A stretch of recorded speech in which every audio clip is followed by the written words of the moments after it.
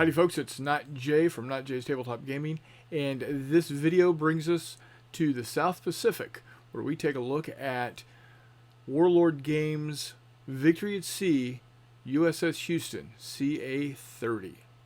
So climb on board and let's take a look.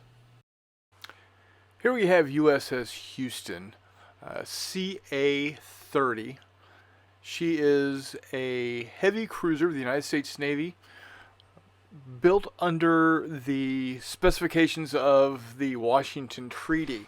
So she could not be more than 10,000 tons and was originally classified as a light cruiser because of her thin armor.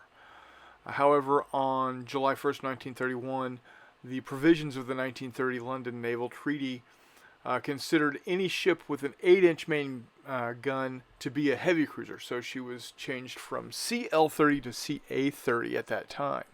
She is named after the city of Houston, Texas, and was ordered on December 18, 1924, and was then awarded to the Newport News shipbuilding facility at Newport News, Virginia on 13 June 1927. She was laid down on 1 May 1928, launched September 7th, 1929, and commissioned on 17 June 1930. Her nickname was called the Galloping Ghost of the Java Coast because she did partake in 2 battles off of the Java Coast in the Southwest Pacific.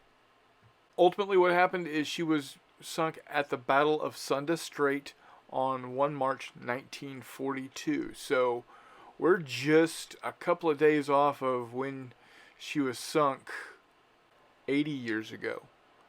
She was a Northampton-class cruiser and second in the United States Navy to be named after Houston. Her displacement was 9,050 tons. She was 600 feet long. She was 66 feet wide, and she carried a draft of 23 feet at maximum capacity. She had 8 boilers producing 107 shaft horsepower with 4 steam turbines and 4 screw propellers. She could kick up to 32.7 knots and could have a range of 10,000 nautical miles at a cruising speed of 15 knots. She had 109 officers and 676 enlisted men. Her armament was 9 8-inch guns and 3 triple mount turrets. She also had 4 5-inch anti-aircraft guns, 2 to each side, 16 1.1-inch anti-aircraft guns, and 2 47mm saluting guns. She also carried 6 21-inch torpedo tubes. Her armor was roughly 3 to 3.75 inches belt. Her deck was 1 to 2 inches thick. The barbets were only 1.5 inches thick. The turrets themselves were 3/4 to 2.5 inches, and the conning tower was only an 1.25 inches. So you can see that's why she was originally classified as a light cruiser. Very light armor.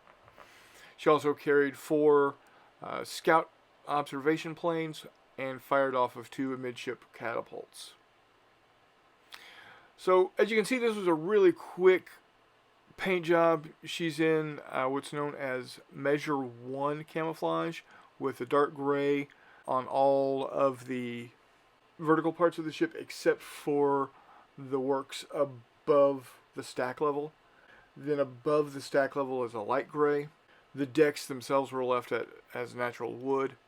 And any horizontal metal was in that dark gray. It's a pretty fun ship to paint. Unfortunately, all of the mid-war ships, all the mid-war cruisers for the Americans all look almost exactly the same. Even different classes, they still look the same. So, but I hope you enjoyed this quick video. Let me know what y'all think for my next one. Next one needs to be an Axis ship. probably Japanese. So let me know what you think in the comments below, and we'll see what we put together. Here are a few photos of USS Houston in measure 1, dark gray with light gray works above stacks. So there you have it, USS Houston, CA-30 heavy cruiser. Fun little ship to paint. Not a whole lot to it historically with this paint job because it was really basic. Just that dark gray on vertical surfaces, and then up to the stacks, and then the light gray in the works above the stacks. Not a lot to it. It literally took me 25 minutes to paint this ship from it being in a primed state to, you see me where I finished it. That was like 25-26 minutes. I did speed it up quite a bit. Not a whole lot to say about the ship, but it was good. I had a lot more fun painting this one than I did painting Bismarck, but you know what? We're not going to like every single thing we do. So anyway, until next time, we will see you on the flip side.